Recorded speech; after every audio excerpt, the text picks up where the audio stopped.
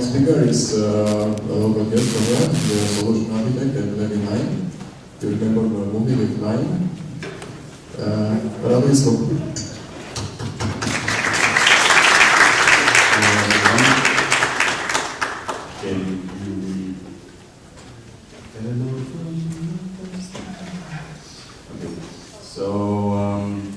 First, I want to know if there is anybody in here that has heard about event sourcing. Wow, more than one person. Cool. Before we start talking about event sourcing, I've been told it's polite to talk a little bit about me. So a few stats. My name is Radu Iscu. I've been copy-pasting code in a formal manner for 10 years.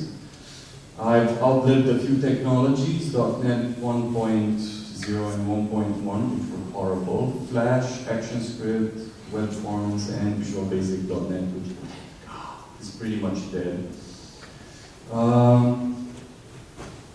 I've also outlived Turbo Pascal, which I started coding in, Perl, PHP, ActionScript 2 and 3.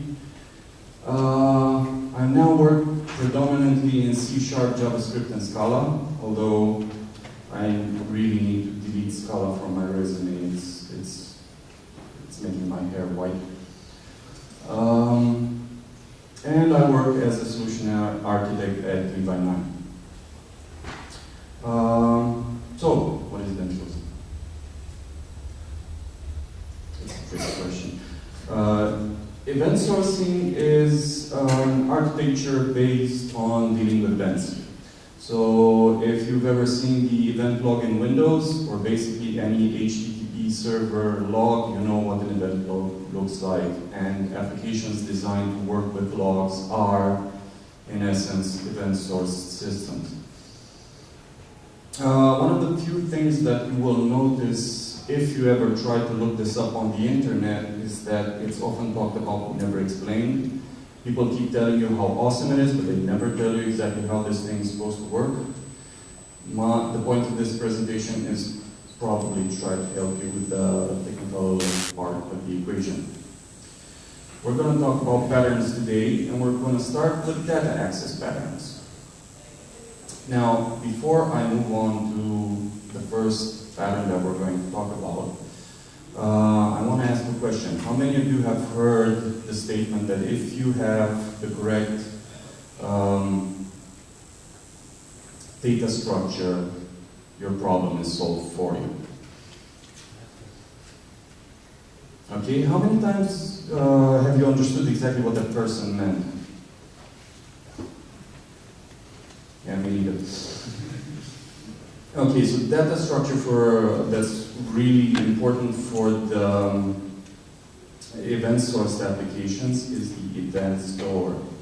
Event store is nothing more than a log of what happened. Basically, if I click a button, the event log is going to say user clicked the button. If I log out, the event log is going to say user logged out. So in essence, it's nothing more than a write once, read many log of events that happened. Have you ever heard of a warm drive? Man, I'm old.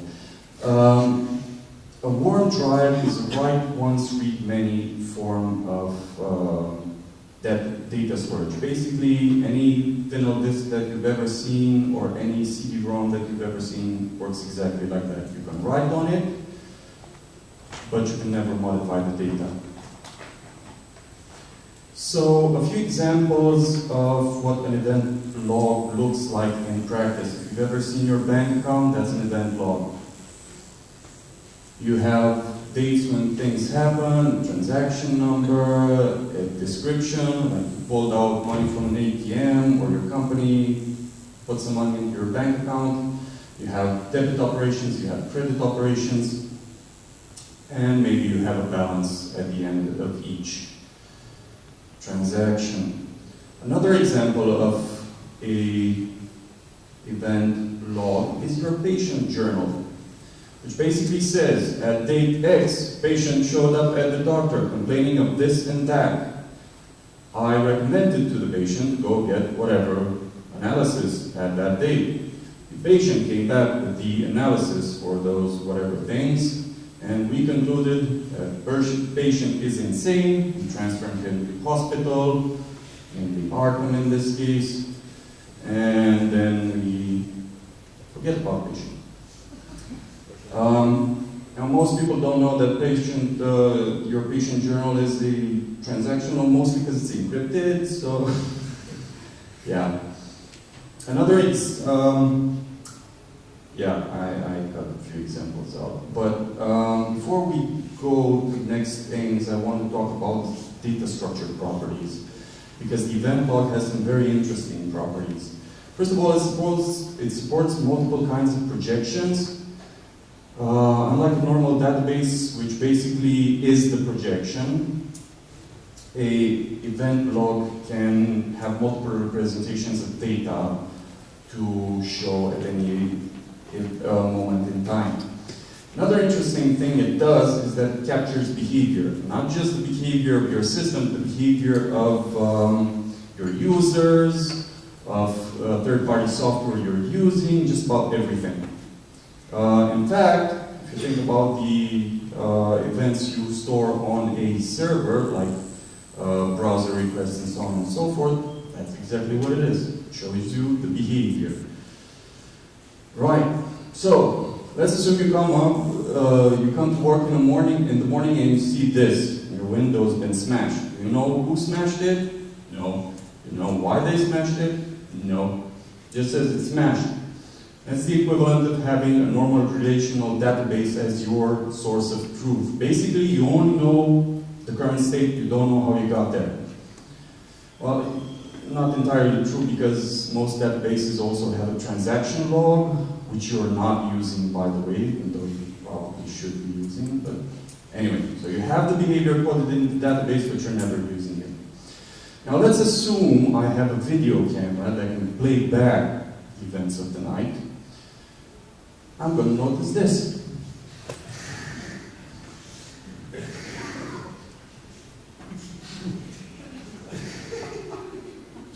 So that's a lot of interesting behavior that you would never,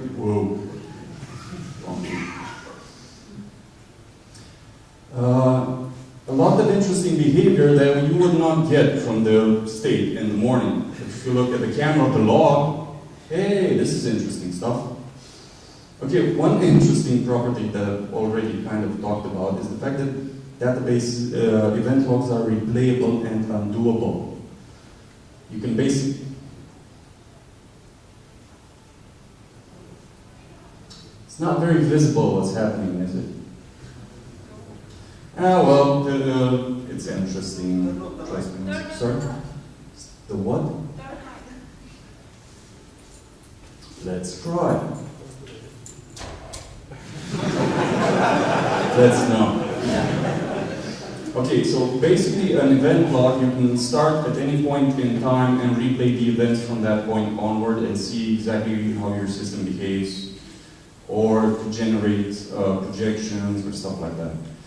And because it's replayable, it's very easy to duplicate. Basically all you have to do is replay it and record whatever comes out of it in a different part of your application, and coincidentally you use this kind of behavior every day if you're using a source control software. And by a source control software I mean Git or Mercurial, because SVN and other systems don't use the transaction log, they actually use the database, which is why they're so easily corruptible. Because when you screwed up your current state, what you gonna do? You only have your code. You lost all your history. In Git, you lost a part of it, yeah, no problem, everybody already has it. We can just like pop the commits that screwed everything up, re-upload it to the website, and it's done. Basically, it makes your data a lot more resilient than you would normally have.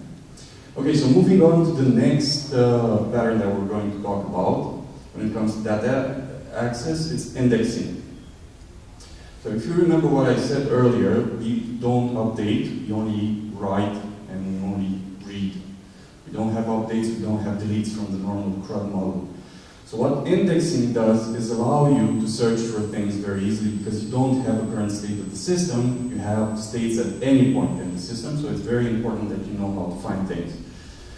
So what you're going to be indexing is events where a user ID has done something, a user has done something, so you're indexing the user ID events.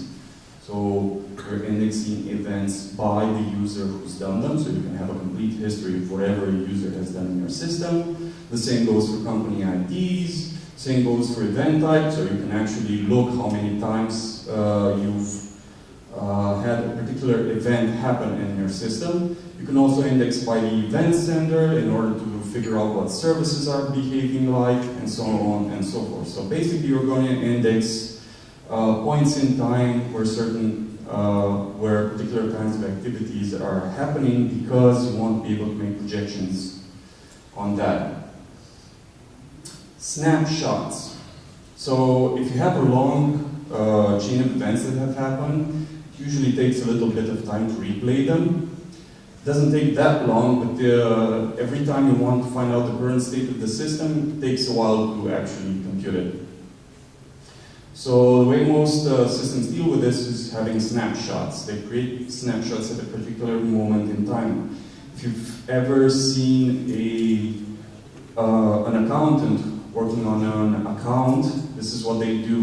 They create snapshots at the end of each month. This is the total that we have in the account at the end of the month, and next month I don't have to start with the whole history of the year. I can just start from the beginning of the last month. So snapshots are costly to create, relatively costly to create. That doesn't mean that you shouldn't have them, particularly because it helps you get from a particular point in time to the current moment a lot faster. Snapshots can be cached, so on and so forth. We're not going to go into that. Hydrator. What's a hydrator? A hydrator is a pattern whereby you take the event that comes into your system and you add additional information to it. So for instance, I get the event user is trying to log in. Actually not user is trying to log in. User pressed the buy button. Now this is kind of important for me, so I want to make sure that the user has enough money in their account, that they paid a lot of these things, and in order to have that, I need the hydrator to actually give me this information besides the event. So what a hydrator does is it replays events from your event log in order to obtain current state, or state at a particular moment in time. This is very useful to help you add information to your events so you can actually use the business logic to operate on those events. Right, a cache. Do I have to explain what a cache is? It's a place where you cache certain values, either states in time for a particular object, snapshots, what have you, anything. Do I need to explain what cache does? No. Okay, another important pattern is event versioning. So when you have events that never change, it's important to have event versioning. Event versioning tells you that, hey, I started my company, we had this data model with all the events at version 1. But the legislation changes and I have to introduce some new fields in there, maybe split one field into 2. So then I have version v2 for an ATM poll. Then the legislation changes again, or I need some more business information and I'm going to start logging a few extra things, and I'm going to have version 3. Now the thing is, version 1 and version 2 events, I can't update them to version 3. So what I'm going to have is a series of classes that can take a particular kind of event and update it to the latest version. So if I bump into a version 2 in the database, I rehydrate it as version 2, and then I create a version 3 out of version 2. So each of these objects can create their version from a previous version. It's kind of like a migration in a normal SQL database, except it's done on the fly.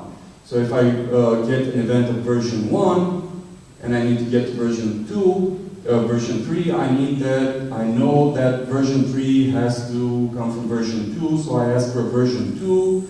That doesn't exist, so I ask for a version 1. I get the version 1 rehydrated, then I can rehydrate version 2, then I can rehydrate version 3, and I have all of this transition of the data so I can put it in my UI without everything blowing up because I don't have certain fields.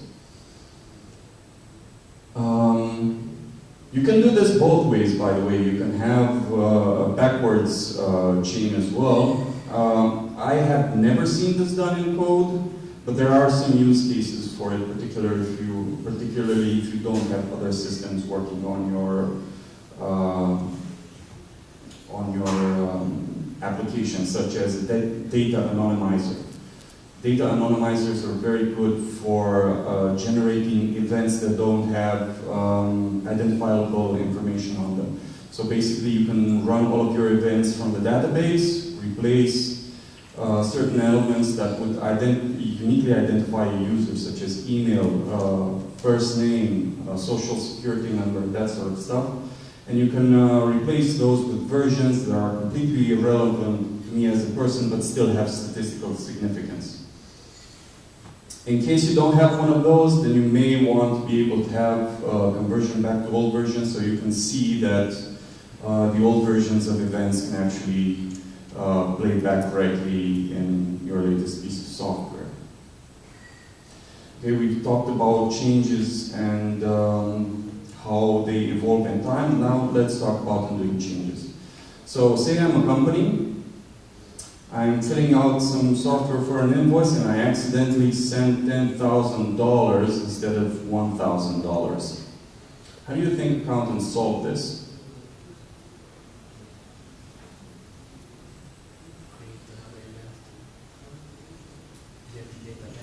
So they create an event, yes, that's correct. They create an event to roll back the changes. Basically, they create an event that says, hey, give me back my $10,000 and I'll give you the $1,000 I want. Why? Because it's simple to track by a human. And in event sourcing, all of this behavior is something that helps you as a developer, as a business to actually understand the behavior of the system. So for instance, if I could create an event that gets back $9,000, that's really not going to encode the behavior really well. What I want is to actually go back to the initial state and make the correct payment, because it's going to be very hard to explain to people or even remember that, hey, I sent $10,000 by mistake and then I had to get $9,000 back. If you have a lot of these kinds of events in a system, it's going to be very hard to conceptualize them. So what you're going to be doing is actually, you're going to have the original event where you had a state that's okay, then you're going to have an event that creates a problem, maybe even some changes after that, and I don't know, 2 weeks later you realize that, hey, our state's messed up. We should do something about it. So what you do is you create another event that resets everything to the original state. Then you add the event that is correct, and then you replay the changes on top of that, and then this whole bit here disappears from the current state, but it's still represented in the transaction log. So you can actually look for events that look like this. So minus 10,000 plus 10,000, and you can see how many errors do our users do, that sort of thing. This is also very useful in situations where you create an update to your application. How many of you have created the sites or applications where you make a new release, you do it, I don't know, twice a year, you create a new release, works fine for 2 months straight, and somebody comes and says to you, hey, you know that all of our financial information is now broken because we added another zero to every transaction. How can we fix this? Now in a normal database, you would have to go back and actually try to figure out what the transactions happen and what the system is supposed to look like. You're not going to be capable of doing that very easily. But an event source system, it's like exactly like in Git, okay? How does Git do this? You want to undo a commit, make a new commit that resets the state to the previous commit. Now this pisses some people off, but it really represents the behavior of the system. So this is the reason why I hate people who rebase their code. I don't want to see you rebasing your code, man. I really care about everything that you did to make this code work, because someday that information is going to be relevant to me. And you don't know that, so don't do it, bad boy. Stop touching the rebasing, man. Okay, so we talked about data access and how we think about data and event source systems. Let's talk about how we actually use event source systems to build applications. So first, the most important thing that you need to understand is projections. What's a projection? You have your data, you run it through a particular function, let's call it, of the system, and you get a projection. Examples of projections include your bank account statement. That total at the end, that's a projection of all your transactions. Are there any other kinds of projections? Yes. What hour do you normally use your account at? What kind of activities do you use? Do you mostly use your account for electronic payments? Do you prefer to use the ATM? Do you prefer to go to a supermarket? You can tell a lot of these things by just looking at projections. Oh, and by the way, if you've ever seen what Google AdWords looks like, it's a system based on events, and every chart you see there is a projection. It's looking at the exact set of data that every other report is looking at, and it's creating a projection. These can be done in real time, these can be done in batches, doesn't really matter. The next thing that you're going to want to know about is pipelines or conveyor belts or streams or whatever. They don't exactly have a particular name. If you've worked with any web framework that's newer than 5 years, you've probably seen something like this. So how many of you have worked with Node.js? Okay, Express has one of these. You take a request, you validate the objects on it, maybe increment the request count, do some business logic stuff, then cache the response and send. Now basically when you're developing, you only have the request received and business logic, maybe even validation, but in production you can have multiple pieces of code in that pipeline that you normally don't need to run in developer environment.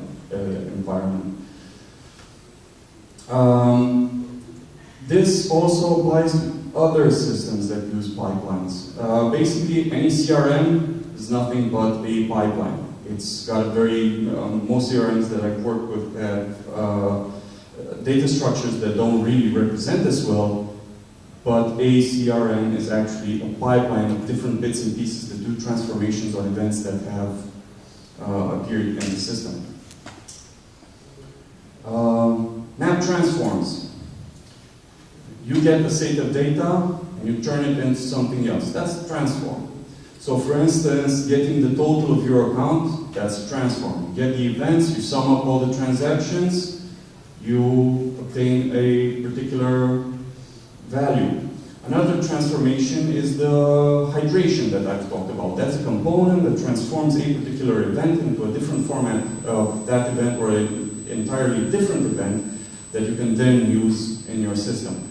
So it can add additional information, maybe delete some information because you don't want it in a particular system. Any change to the information that is received is practically a transformation. Okay, dispatcher.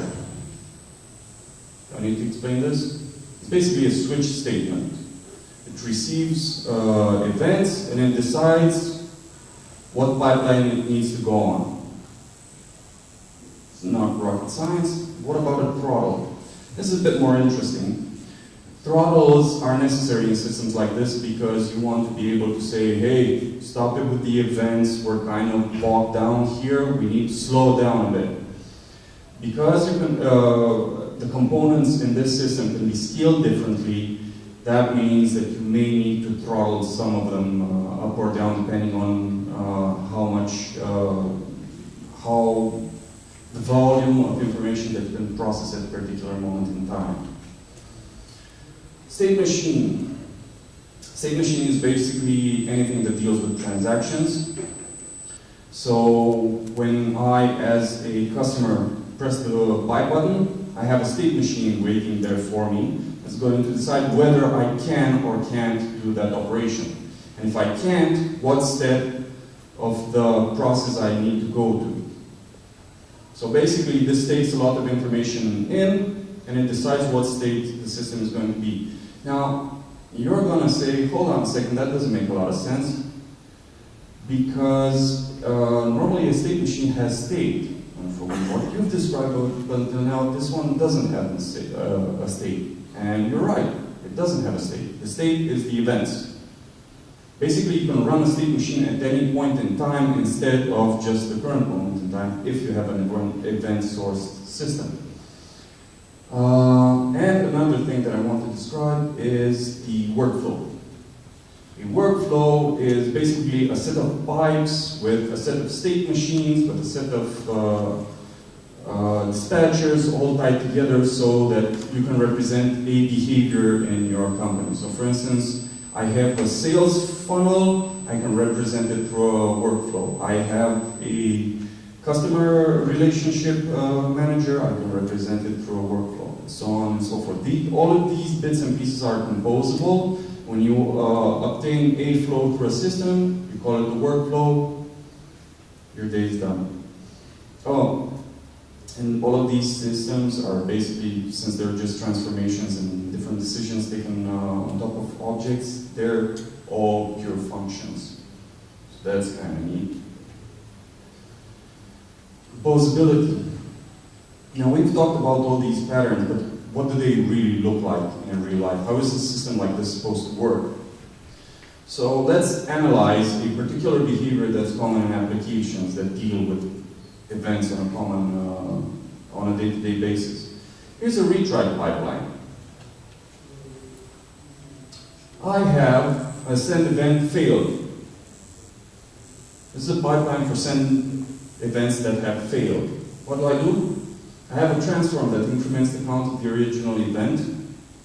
I then have a state machine which decides what needs to happen with that, and then I have a dispatcher that either sends it to the message sending service again, or logs and then dumps the event if I've reached a certain number of tries. Simple stuff, composable. Let's look at another one, a load balancer. Load balancer is basically a state machine, and the most simple case, if it's a round robin, basically it's a state machine that does mod number of servers and then assigns your particular, actually I should have also added the transform first because you need to add the number of the request. Then you have a state machine that looks at that number and decides who it needs to be sent to, and then you have the dispatcher that uses that information to actually dispatch the object to various bits and pieces of your system. Now, besides all of these patterns that we've talked about and the composability and system, like this looks like heaven. At least it looks to me like heaven. There are a few problems with it, and you need to think about those before you start working on your system because they're pretty big ones. And they're basically integrating with outside systems. Not all outside systems behave in this manner. So if anyone has ever worked with a credit score system, every time you hit that credit score system, the credit score is going to get affected because one of the factors that goes into calculating the credit score is how many times it was requested. So you need to make sure that the information you read from a system like this is either cached or that you take into account the fact that this kind of information can change over time, and the fact that you're asking for it actually changes it. Time-bound values, for instance, money. If you have a system that deals with financial information, you're going to want to store the fact that the dollar to euro ratio was this at that given date. You're going to want to store the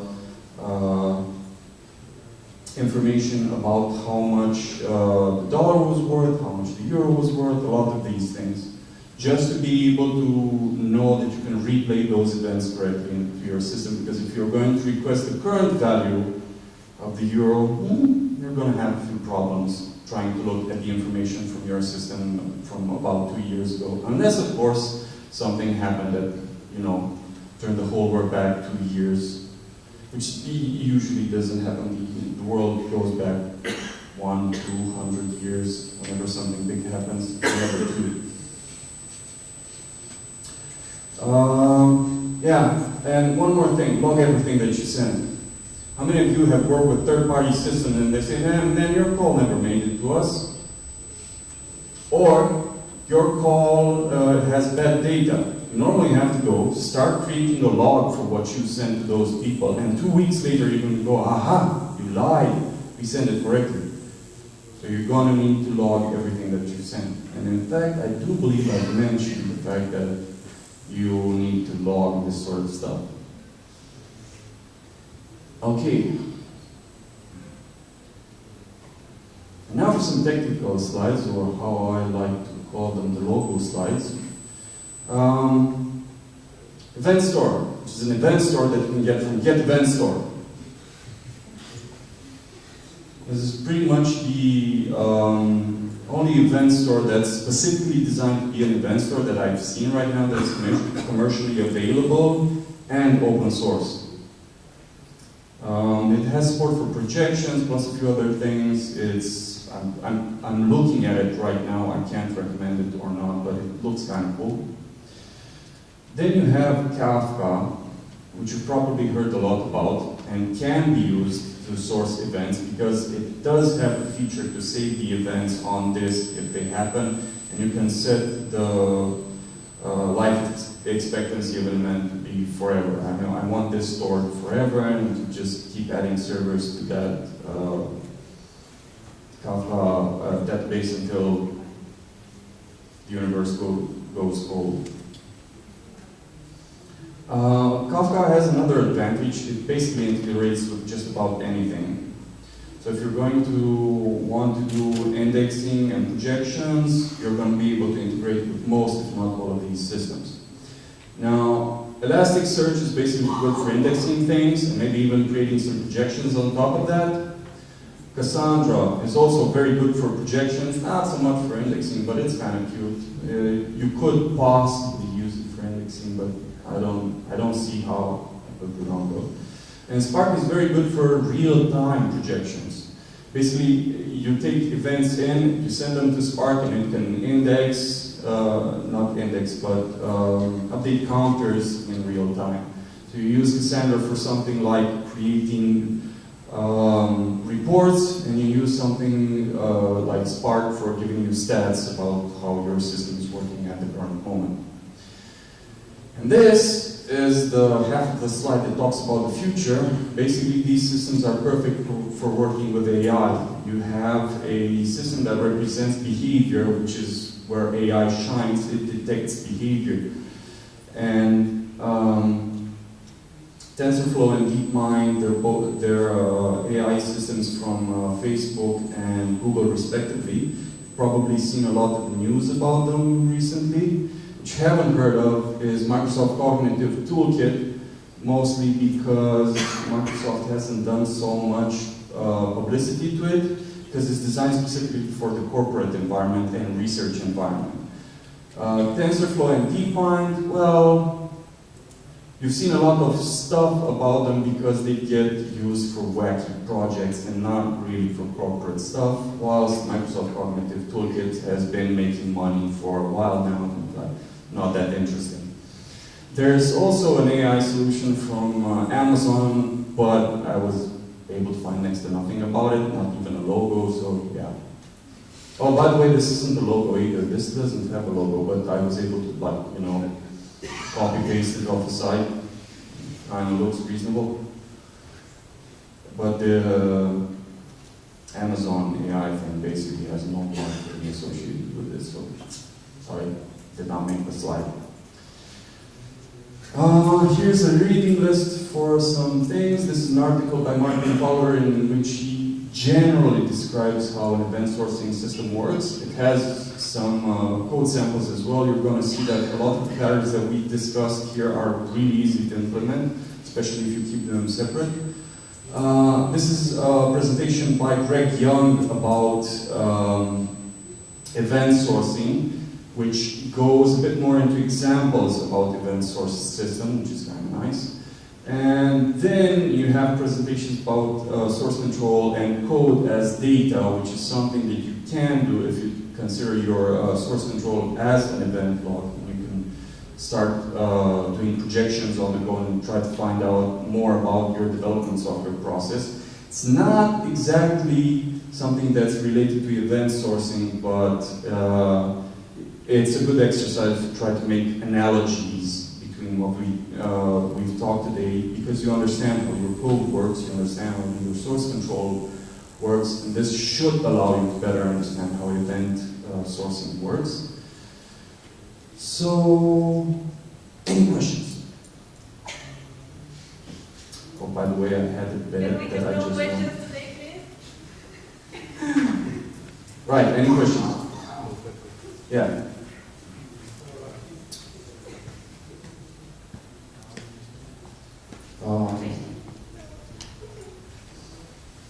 Thank you. Is it possible to Turn it on.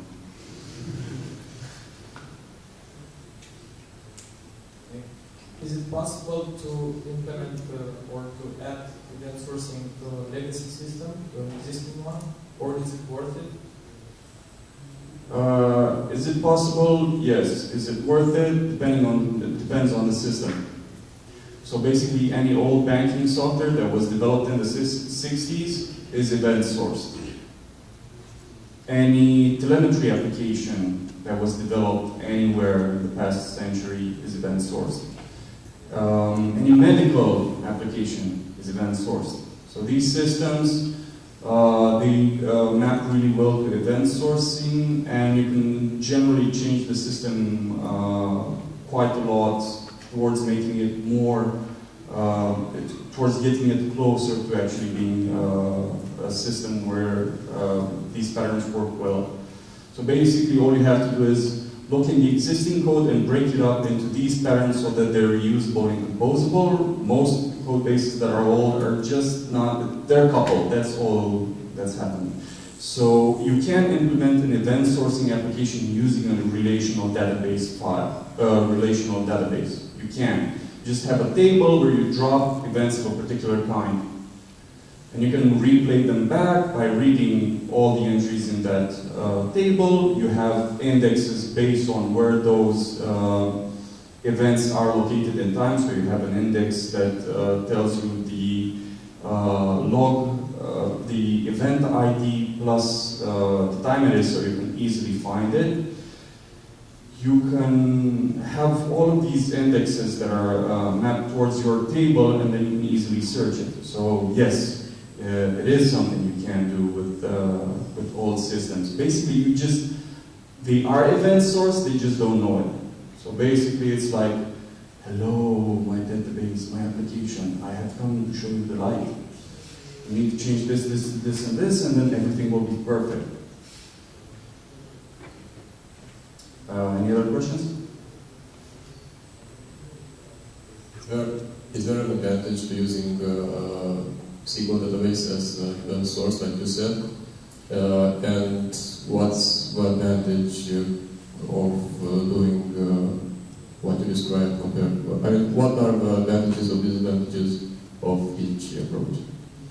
So basically, as long as you're using an event log, it doesn't matter how you store it. You can store it in a flat file, you can store it in a database, you can store it in an application that was specifically designed to be an event store. You really don't care. The advantages you get from a database is that you have indexing services built in, but a database has a few other things that may tend to make your application a bit wonky. Basically, they're not optimized for write speed. Because they rely on transactions to make sure everything's working fine, you may want to disable transactions for write events, because you know you're never going to have a conflict or something like this. You always try to don't care about what happened in the system. Transactions in a system like this are actually resolved way after the fact. So for instance, if two things conflict, you can actually ask the user, hey, we got stuck on this. Do you want to say which one of these two it is? Oh, it's my version. Git does this. So Git resolves transaction conflicts by asking the user, hey, what do you want to do? As opposed to a normal database which picks a victim out of the two conflicting events and then only stores one. So yes, there are some advantages to using a database, but there are some disadvantages as well, which can be mitigated. Did that answer the question? Any other questions? Come on, man, we have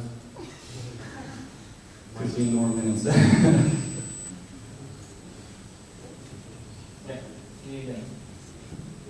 Okay. So let's say you create a snapshot of some events at some point, and you realize after that you have an error in the system and you want to take back some events. So what you do with that snapshot, which is basically wrong, whether you delete it or... The snapshot is not wrong. The snapshot represents the system as it was at that particular moment in time. Okay. So what you're going to do is fix the current state by going back to the original correct state and replaying the events so that they make sense now. So basically you have the chunk of code that was affected by your error, and then you switch you add a new event that resets everything to the correct state, and then you replay all of these events in a correct manner so you can get a correct state. But you never delete this. So basically, if a snapshot is made here, if you're using that snapshot to rehydrate objects, it's still going to play through this, get to the event which corrected it, and then get to the event which tells it, hey, this is the correct state right now. Snapshots are just caching state at a particular moment in time so you don't have to recalculate it again. That's what snapshots do. Thanks. Sure. In application, can we have both implementations like event sourcing and some other modules which are event sourcing? Or is preferable? It's better to have all the application written in this manner? So you're asking if you have an application, is it okay to have parts of the application that are event sourced and parts of the application that aren't event sourced, that use a normal relational database or some other method for storing events, right? Or storing state. They're not mutually exclusive. In fact, big chunks of your application can use a relational database to obtain their information, because a relational database is just a snapshot of the data you have in your event log. In fact, your relational database has its own event log, so you can see exactly what happened, what state you're in. So if you're thinking about, hey, if I'm storing all events, is it going to take a lot of data? No. Your database already has that, and the way you reach the current state of an event of a database, if you're replicating it, for instance, you take the transaction log, you ship that to another computer, and you replay it, and you have a complete database, right? So what this means is that if you treat your event log as the one source of truth in your application, you can do whatever you want, because your relational database is just a projection of your event log. So basically you can have a service that does a snapshot meaning a relational database, every 5 minutes from your event stream. You can only separate information that you need in order to make queries. You're probably not going to want to do that unless you have a lot of functionality, and it's easier to work with a relational database than actually using something like Cassandra or Elasticsearch. But Cassandra, Elasticsearch, and relational databases are all facets of the data set you have. So basically, yes, you are going to need in parts of your applications systems that create snapshots like a relational database. Yes? Do you also save the aggregates or keep them in memory?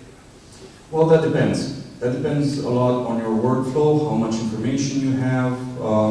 So when I talked about events, I didn't specify exactly what kind of information you need to save about those events. The common stuff is when it happened, that's something you must save. The type of the event is again something that you must save.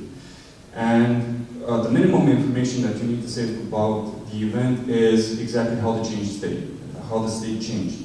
So for instance, if I clicked the buy button, all I have to do is say the user clicked the buy button.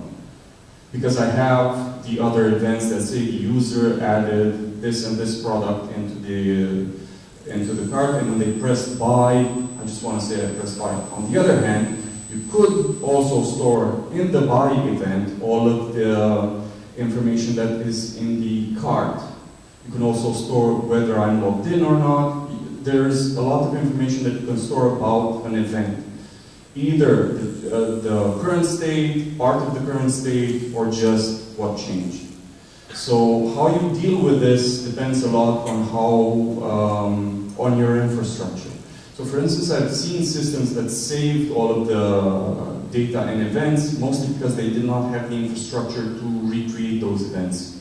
They didn't have hydrators, so that means that they couldn't have images of those objects in time at a given moment, so they had to create these mini snapshots every time you had an event. This is also good for data resilience because you have multiple places where you can see exactly what happened in your system. But it's not something that you can just like say for an application that whether we do or don't store this kind of thing. The second question is about how do you generate the IDs? It's a UID. Do you have database IDs in between? Do you do different IDs for the client and database? How do you use those? Yes. Basically, you can do all of these. There isn't a prescribed solution for a problem. There isn't.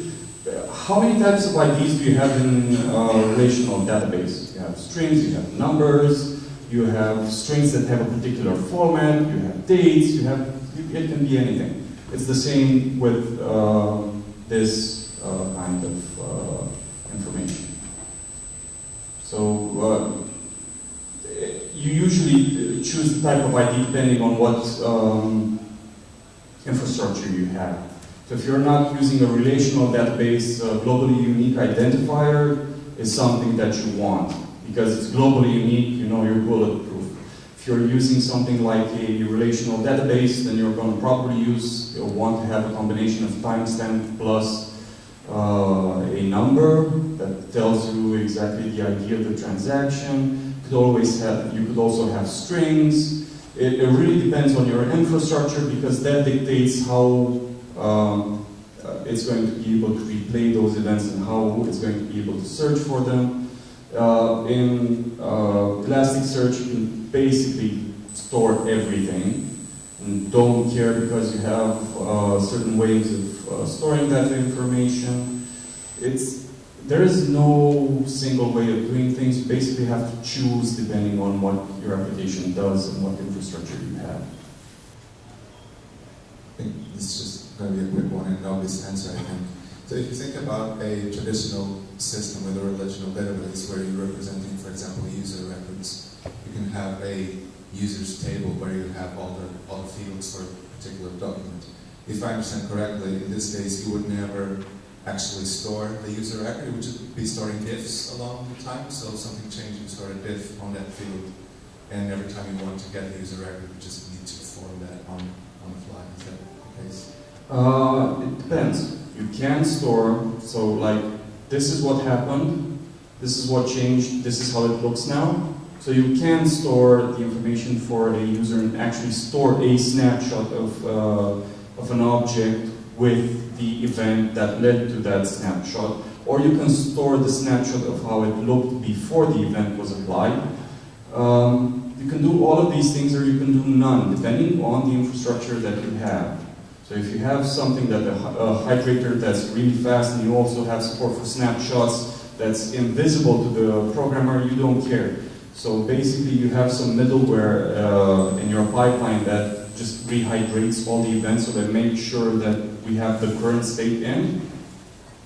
It's gonna work perfectly. Thank you. Okay, I think we need to set up for the next presentation, so any further questions?